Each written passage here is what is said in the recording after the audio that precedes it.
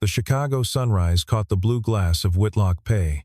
Inside, a new chief executive officer was about to make the worst decision of her career. Serafina Whitlock, 28, hazel hair pulled neat at her shoulders, walked into a control room full of red alerts and saw a black man asleep at his desk.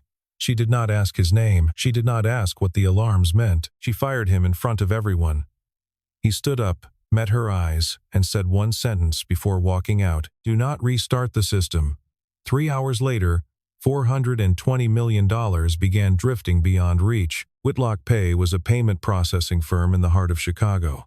The kind of business almost nobody outside finance ever thought about.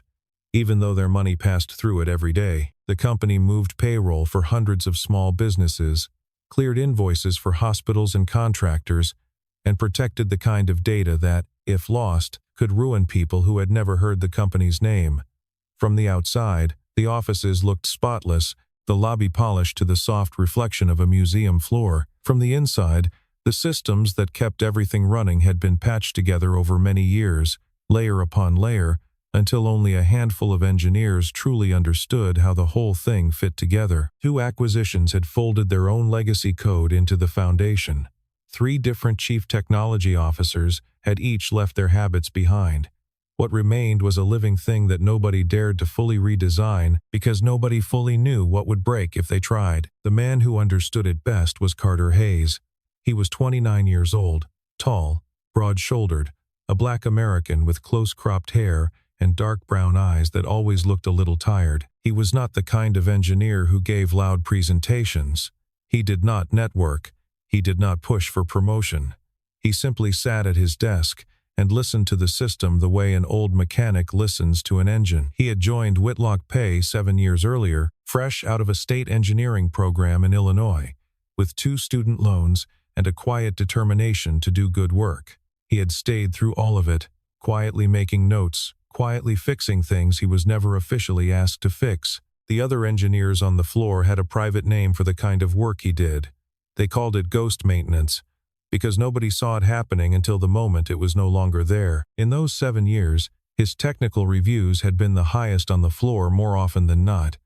And in those same 7 years, he had been passed over for promotion 4 separate times. The first time he had been told the new role required someone with more visibility. The second time, the slot went to a younger engineer who had been at the company 11 months.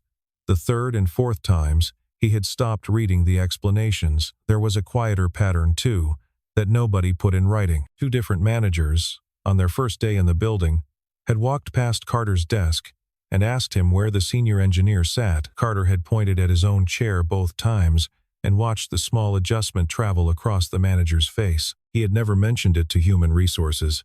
He had simply gone back to work because the system needed him to, and because the system, at least, did not flinch when it saw him. At home, Carter lived with his daughter Matilda, who was 6 years old.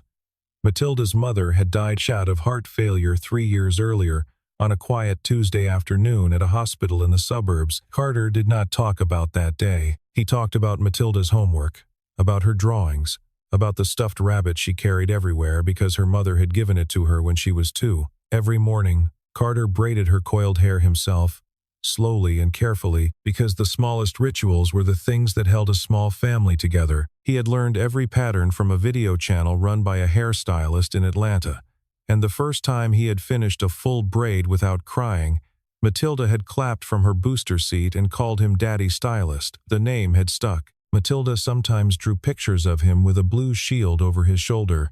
She called it her father's shield. He never asked her why. He kept those drawings inside a folder on the top shelf of the bookcase, where dust could not reach them. The apartment was small, but it was theirs. The South Side neighborhood was the kind of place where neighbors still knocked on each other's doors with a casserole when somebody had a hard week. Mrs. Harmon next door had been Matilda's after-school anchor since the funeral, and Carter paid her in coffee and quiet gratitude. There were no late-night colleagues to call. There was no extended team to lean on. There was a man, a child, and a stuffed rabbit with a re-stitched ear, holding the line together. 2 days before the defining morning, Carter stayed late at his desk and did something nobody had asked him to do. The dashboards looked normal. The automated systems were quiet. but something in his chest told him to look once more at the international authentication logs. He did not see a problem at first. He saw a rhythm. A small handful of requests appeared and reappeared at intervals, just irregular enough to slip past the automated filters. They did not fail. They did not trigger alarms. They were almost invisible. But Carter had spent 7 years listening to the system, and he heard the wrong note immediately. He pulled the raw logs into a side terminal and stripped away every familiar pattern, every routine handshake, every internal heartbeat the system used to confirm its own health. What was left was the rhythm, steady, patient, probing, the way a stranger walks the perimeter of a house at night, checking each window without ever touching one. He traced the rhythm back to a small authentication relay that the company had inherited during an acquisition 4 years earlier. The relay was supposed to handle a narrow set of cross-border verifications and nothing else, but because nobody had truly mapped the legacy system in years, that relay still had a quiet, indirect path into the core payment cluster. The path had been forgotten by everyone except whoever had finally found it. Someone with patience and skill had located the back door. They were not yet using it to steal. They were studying. They were learning the building before they decided how to break in. Carter pulled up the relay's original documentation and found a single page, undated, signed only with the initials of an engineer who had left the company before 2 of the current chief technology officers had even been hired. He called Corbin Pike, the head of operations. Corbin was 42, a middle manager who had survived 3 reorganizations by being very careful never to bring bad news upstairs. Carter explained what he had found and that the executive team should be informed. Corbin told Carter to keep watching. He said the new chief executive officer was about to walk in for her first week, and he did not want her first impression to include the words cyber attack. They needed more proof, Carter answered quietly. By the time we have the kind of proof you want, it will be too late. Corbin made a small sound that was almost a laugh and said, "You guys always see ghosts in the logs." Carter did not respond. He simply opened a private file on his terminal and logged the timestamp, the conversation, and the rejection underneath 6 previous escalations that had been suppressed in exactly the same way over the years. 6. He had counted. He could not shut the system off. He could not push the warning up the chain. He could only stay at his desk and start the work himself. The first night, he called Matilda over video. She was at the kitchen table with the neighbor, working on a math sheet. She asked when he was coming home, and he told her soon. He could not keep that promise.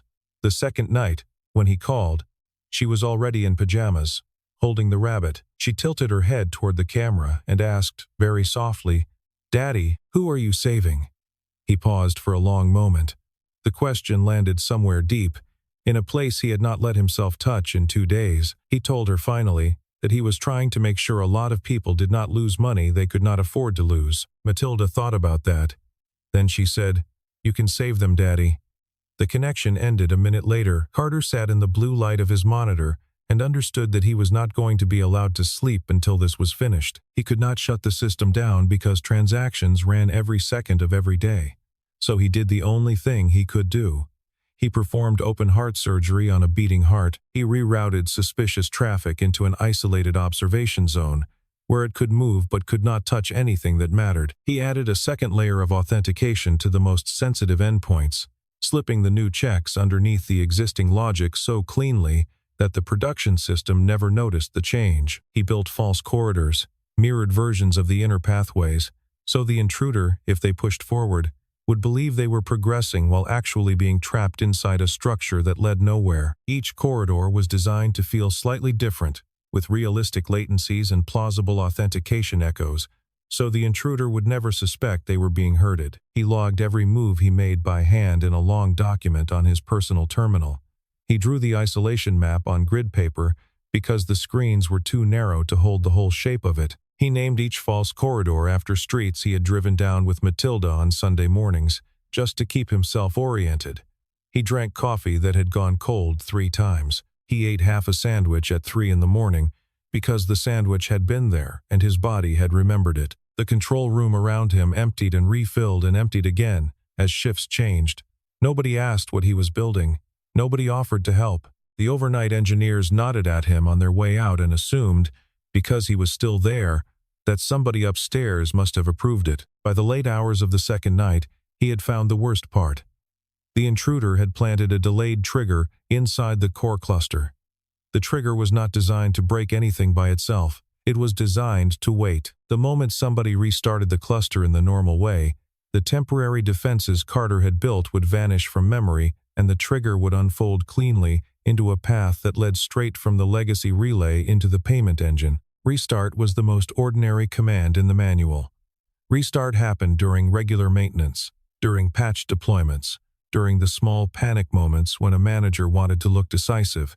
That was what made it the perfect trap. Whoever had said it understood the rhythms of corporate panic better than they understood code, and that was the thing that frightened Carter most. He spent 2 hours trying to find a way to neutralize the trigger without a restart, and each path he tested ended in a different version of the same risk. He typed a message in large letters at the top of his notes. Do not restart the core cluster under any circumstances. This is not a performance issue. This is a planted attack. Call me first. He left his personal phone number underneath, and then he left a second copy of the same warning inside a folder on the shared drive where the on-call engineers would see it if they opened the runbook. He thought about emailing it to the executive distribution list. He thought about it for a long time, and then he decided to wait until morning, when he could deliver the warning in person to the new chief executive officer, with the full file open in front of her. His body had other ideas. The exhaustion came down on him in one slow wave at 5 in the morning, the kind of exhaustion that did not feel like sleep, but like a slow sinking through warm water. He told himself he would rest his eyes for 10 minutes. He did not get 10 minutes. 5 minutes before Serafina Whitlock walked through the door, Carter Hayes was unconscious at his desk. Serafina arrived earlier than her own schedule that morning. She did not want a curated tour. She did not want slide decks. She wanted to see how the company actually worked when no one was performing. With her walked Irene Caldwell, the head of human resources, a woman of 39 whose voice had been trained over many years to sound like a policy document. A security guard followed 2 steps behind because the new chief executive officer's first walk through the building had been planned by people who believed in optics. Their heels and shoes echoed across the lobby tile. Employees in the elevator straightened their collars when they recognized her. She returned each nod with the small, even smile she had practiced in business school. The smile that said, I am here, and I see you, and I will be deciding things shortly. She entered the operations center at 7:45. The room was full of cool white light.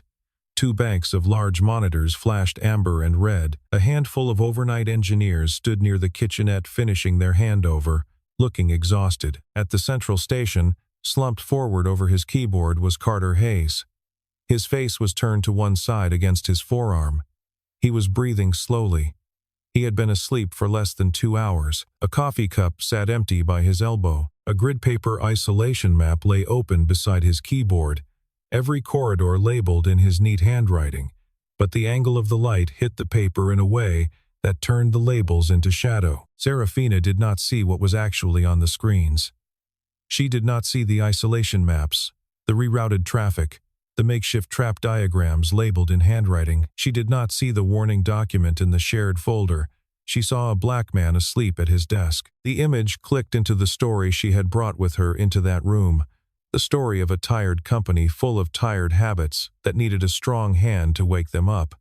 There was something else in that story too, something she would not have named even to herself, a frame of assumption that traveled in front of her vision faster than her judgment could catch up to it.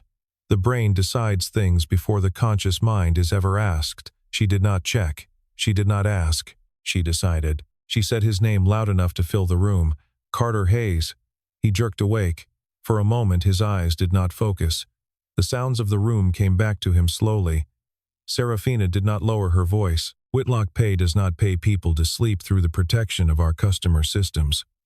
Carter pushed himself up. He did not panic. He spoke immediately, because he had thought about how he would deliver this message for 2 nights. Ma'am, I need 3 minutes. There is a planted trigger in the core cluster. If anyone restarts that cluster, the temporary defenses I built will collapse, and the attacker will have a clean path. She cut him off. I am not interested in excuses on my first morning. She turned to Irene and told her to begin termination. The security guard stepped forward to collect Carter's badge. Carter tried again. Please, if anyone restarts that cluster, do not. Just call me first. She did not look at him. Behind her, Corbin Pike stood very still, his jaw set, because he understood that if Carter said one more sentence, his own role in the silence would be visible. Zane Holloway, 25, watched from his station. He did not speak. Carter unclipped his badge and laid it on the desk. He did not raise his voice. He looked at Zane and said, very clearly, do not restart the core cluster. Then he walked out of the building with the slow, steady gait of a man who had nothing left in his legs. The door closed behind him with a soft mechanical click that nobody in the room would forget for the rest of their careers. For nearly 4 hours, the system did not break. That was the cruelest part. Carter's temporary defenses were still active in memory, still steering bad traffic into the trap, still buying time. From the outside, everything looked normal. The dashboard stayed green. Every passing minute reinforced Serafina's confidence that her decision had been correct. She walked into her late morning meetings energized. She told the leadership team that Whitlock Pay would no longer be a place where old habits were tolerated. Irene Caldwell told her, in private, that the message had landed beautifully. Up on the executive floor, Serafina pulled up the dashboard one more time before her 11 o'clock and saw nothing but green. She thought, with a quiet satisfaction she would later remember in great detail, that this was the kind of morning her father had warned her about, the kind where being decisive looked like being right. Down on the operations floor, the mood was very different. The room had grown unusually quiet after Carter walked out. Engineers who had been on the floor for years kept glancing at the empty central station and then looking away again. A white engineer named Devon, who had worked beside Carter for 6 of those 7 years, leaned over Zane's shoulder around mid-morning and said very quietly, if it had been someone else asleep at that desk, she would have at least asked. The sentence dropped like a cold stone into water. Zane did not answer right away. Around them, 2 other engineers who had heard it kept their eyes on their screens, but the rhythm of their typing slowed. The room had finally heard out loud the thing that none of them had been brave enough to name at 7:45. Devon did not say it again.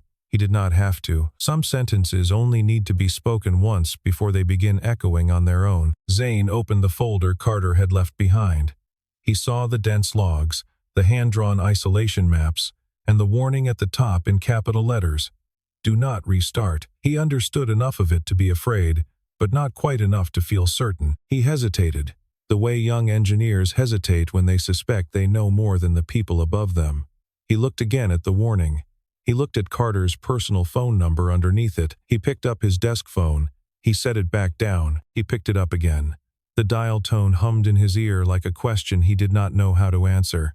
He thought about Devon's sentence from earlier that morning. He thought about the way the security guard had stepped forward to take the badge. He thought about how easily a room could agree on a thing that was not true, just because nobody wanted to be the first one to break the agreement. Then, a manager's voice called his name from across the floor, and his hand fell away from the receiver. At 11:58, Corbin Pike walked over to the central station with his sleeves rolled up.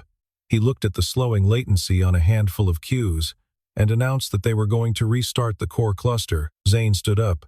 His voice cracked. Carter said not to restart. Corbin did not even turn around. Carter was just terminated. We do not run this company on warnings from people who lost their job this morning. It was the kind of sentence that, in its arrogance, captures the failure of an entire culture. The moment a person loses their title, their truth loses its weight. Zane looked across the room at Devon. Devon looked back at him. Neither of them said anything else. The restart command went in. For the first few minutes, the dashboards looked better.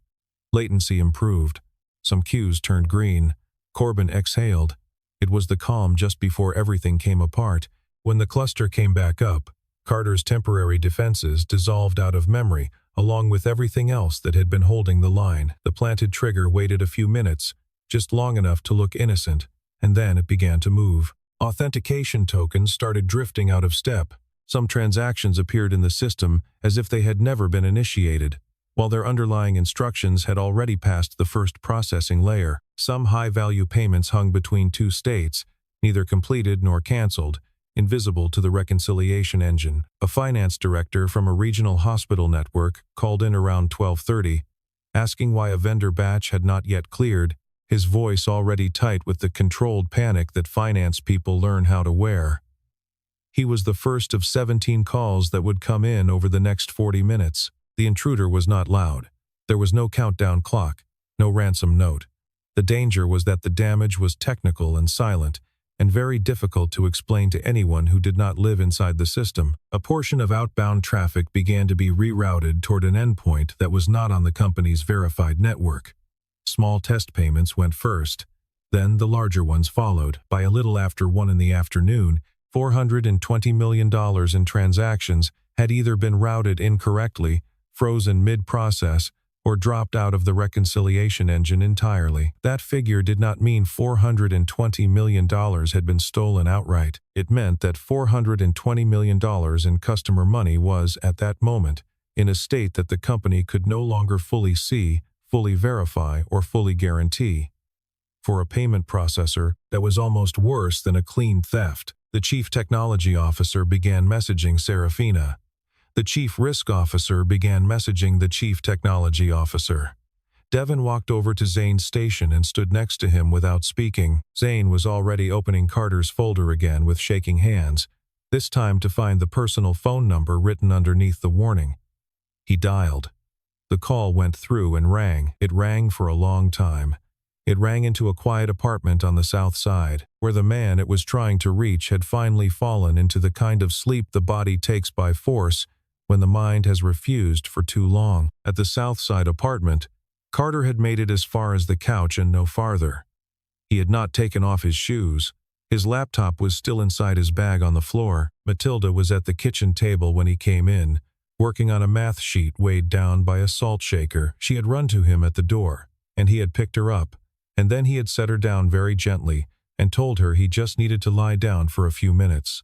Mrs. Harmon had brought over a plate of sliced apples and gone home. Matilda climbed quietly onto the couch and pulled a thin blanket up over her father's shoulder.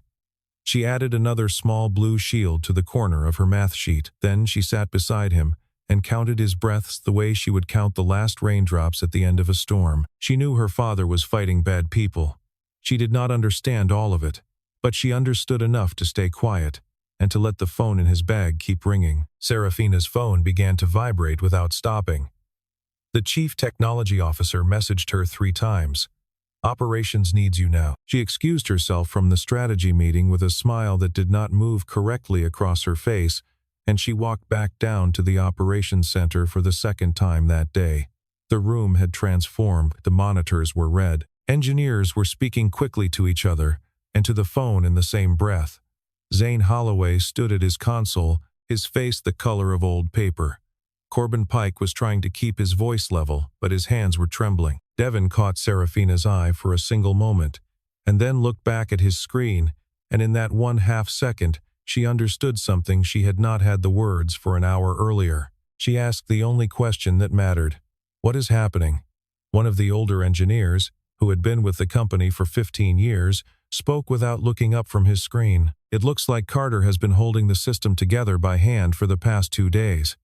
We just turned off everything he was doing." Those words landed in her chest like a stone in cold water. She did not respond. She did not have a response. She moved to Zane's station and asked to see Carter's notes. Zane opened the folder. She read the timeline. Anomalies detected.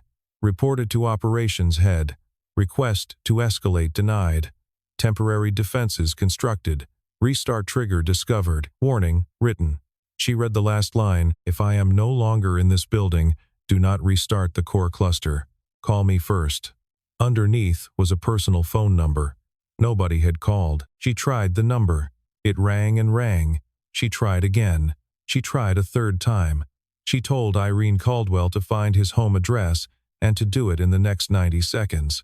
She drove there herself, alone, away from the glass towers of the financial district, into a part of the city she rarely had reason to visit. The streets grew narrower. The buildings became older. The south side passed her windows in the rhythm of a neighborhood that did not know she existed and did not need her to. Children rode bikes in the late afternoon light. A woman braided another woman's hair on a folding chair on the sidewalk. A young man in a delivery uniform raised a polite hand at her when she stopped at a four-way sign. 2 blocks later, an older man at a bus stop nodded at her car without surprise, as if women in business suits driving through this neighborhood was either nothing unusual or nothing he cared to question. With every block, a question she had never allowed herself to ask began to surface. What part of the story she had carried into that room this morning had been written before she ever laid eyes on him? She had no answer that did not make her face go hot, and the question kept asking itself the whole way down. She parked in front of a 4-story walk-up and walked up to the 3rd floor with her heels making far too much noise. She knocked. There was no answer. She knocked again, harder. The door opened just a crack. The chain still on. 2 large brown eyes looked up at her from below the level of the handle. The chain came off, and Matilda Hayes stood in the doorway in a soft cotton dress, holding a stuffed rabbit whose left ear had been carefully restitched at least twice. Matilda did not look afraid. She looked careful. "Are you here for my daddy?" Serafina's voice almost did not work. She had walked into that hallway expecting an angry man, possibly bitter. She had not prepared for a 6-year-old child polite enough to ask a question instead of shutting the door. "Yes," she said. "I need to speak with him. It is very important." Matilda stepped back to let her in. The apartment was small and clean. The kitchen had a box of cereal on the counter, a math sheet weighed down by a salt shaker. On the refrigerator was the drawing of a man with a blue shield, signed in a child's careful printing. There was a framed photograph on a low shelf of a woman, with kind eyes holding a baby. The light coming through the front window was the soft gold of early afternoon, and it caught the edges of everything in the room in a way that made the whole apartment feel like a place that had decided, against all odds, to keep itself together. A pair of small pink sneakers sat lined up neatly by the door. A library book about ocean animals lay open on the floor beside the couch. A man's tie hung from the back of a kitchen chair where he had left it 3 days ago, when he had no idea what kind of week was coming. Carter was on the couch. He had not made it under the blanket. One shoe was still on. His laptop sat closed on the floor beside him. Matilda whispered, "He has not really slept in 2 days. He told me there were bad people trying to take a lot of other people's money. He said when he was done he would sleep." Serafina sat down on the very edge of the armchair. She did not know what to say to a 6-year-old who had clearly been keeping watch. She finally managed, "Thank you for opening the door for me." Matilda considered this with the solemn courtesy of a small person who had been raised to consider things carefully. "You are welcome," she said. Then she went back to her father, sat at his feet, and held the rabbit against her chest. The carefully built version of Serafina that walked into glass towers and made decisions in seconds cracked in one quiet moment. The apartment was the apartment of a man who had been hand-carrying his entire life by himself for years. The single shoe, the drawing of the blue shield, the way Matilda had not flinched when a stranger appeared at the door, only assessed. She gently said his name. He did not stir. She said it again, a little louder. He came up out of the sleep slowly, like a swimmer surfacing from a deep dive. When his eyes settled on her, there was no anger there. It was something far harder to look at. There was the exhaustion of a man who had run out of room to be disappointed. And Serafina understood for the first time, sitting in that armchair, that the look in his eyes was not new today. It was the sum of 7 years of being glanced past, of being asked where the senior engineer sat, of being the last one in the room whose warnings were taken seriously. She did not waste his time. "I was wrong," she said. "I did not listen to you. They restarted the cluster. It is collapsing." He closed his eyes for one long second, then opened them. He did not ask why. He already knew why. He reached for his laptop, looked at it for less than a minute, and set it back down. The look on his face told her that the worst had happened, but that it could still be saved. He turned to Matilda first. He asked her if she had eaten lunch. She nodded. He asked if Mrs. Harmon next door was still home. She nodded again and lifted the rabbit slightly, as if waving for both of them. Carter almost smiled. Then he looked at Serafina. "I am coming back," he said, "not because you apologized, not because of your title. If that attack completes, real people are going to lose paychecks, hospital payments, supplier deposits. I am coming back for them." He stood up, bent down, and kissed the top of Matilda's head, and told her he would be home for dinner. When Carter walked back into the operations center, the room went quiet. It was the same room where, that very morning, he had been fired in front of all of them. Eyes that had carefully avoided him a few hours earlier now looked up at him, ashamed, hopeful, frightened. Zane Holloway stood up from the central chair before Carter even reached it. Irene Caldwell did not seem to know which direction to look. Corbin Pike took half a step back. Devin, who had said the cold sentence about asking, he met Carter's eyes for one long moment and gave a single small nod that contained an entire apology. Carter did not return it. He did not refuse it either. He simply walked past Devin and toward the central station, leaving the nod hanging in the air between them as something to be handled later. Carter did not say anything about the firing. He did not demand an apology. He did not raise his voice. He set his laptop down on the desk and asked, in a level tone, for his system access to be restored, for the current network map to be displayed, for a timeline of every command issued since he had left, for the list of stuck transactions, the outbound logs, the token states, and the suspected endpoint addresses. He listened in silence as the engineers reported. Zane confirmed the restart at 11:58. Another engineer reported that the rollback had failed. The chief technology officer admitted, with discomfort in his voice, that the legacy patch logic Carter had built was not fully documented anywhere. Carter sat with his eyes on the screen for about 8 long seconds without saying anything. Then he began to speak in short, exact sentences. One team would isolate the abnormal outbound connections, but they would not cut them off cleanly, because they needed the trail to remain intact for forensic work. Another team would build a mirror pathway so they could see exactly where the redirected data was attempting to land. A third would prepare a controlled failover for the highest value clients. The legal team would call the 3 largest customers with a tightly worded preliminary notice, honest enough not to be fraud, careful enough not to detonate every penalty clause in their contracts. Zane was given the job of documenting every command Carter issued in real time, so that the company would never again rely on the memory of a single person to keep its core alive. Within 90 minutes, the worst of the bleeding had been stopped. Stuck transactions were quarantined. 3 large outbound payments were caught seconds before they would have left for the wrong endpoint. The delayed trigger was disarmed through a precise sequence of changes at the authentication layer. $420 million was no longer drifting outside the company's reach. Serafina stood at the edge of the room and did not interrupt. She watched a kind of competence that no quarterly slide could measure. She watched the way other engineers leaned in when Carter spoke, the way they answered him faster than they had answered anyone else all morning, the way trust gathered around him in a room that had cast him out at sunrise. Every time Carter had a moment of stillness, his eyes drifted toward his phone. He was always thinking about Matilda. When the system was finally stable, the room let out a long exhale. Nobody cheered. The respect in the silence was heavier than any applause. Devin walked past the central station on his way to the break room and rested a hand briefly on Carter's shoulder. Carter did not look up, but he gave one small nod that said the apology had been received. The 2 men did not speak again that afternoon. They did not need to. Some things between coworkers are settled by the geometry of a hand on a shoulder and require no words at all. The board of directors met in emergency session that same evening. Archie Whitlock, Serafina's father, sat at the far end of the table, his face drawn and serious. The timeline was presented in dry sentences. Anomaly detected 48 hours earlier, reported to head of operations. Escalation denied. Warning written and posted. New chief executive officer terminated him before he could finish speaking. Restart subsequently authorized. Company exposure peaked at $420 million.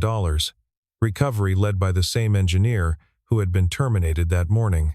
Serafina stood up. This morning, she said, I terminated Carter Hayes before I let him finish a single sentence. I saw an image that fit the story I wanted to tell, and I called it the truth.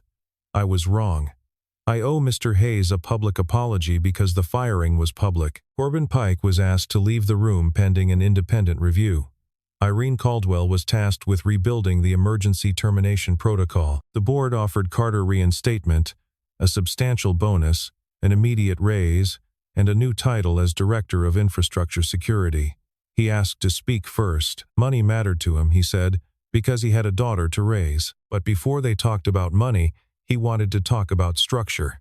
He laid down 3 conditions. The first was that any serious security warning from a frontline engineer must have a guaranteed direct path to executive leadership, with no middle manager allowed to quietly absorb a critical alert. The second was that no human being was ever again to become the single point of survival for the entire system. The third was that anyone who raised a credible risk inside the company, even one uncomfortable for senior leaders, would be protected in writing. Then he looked around the table and added one more line, very evenly.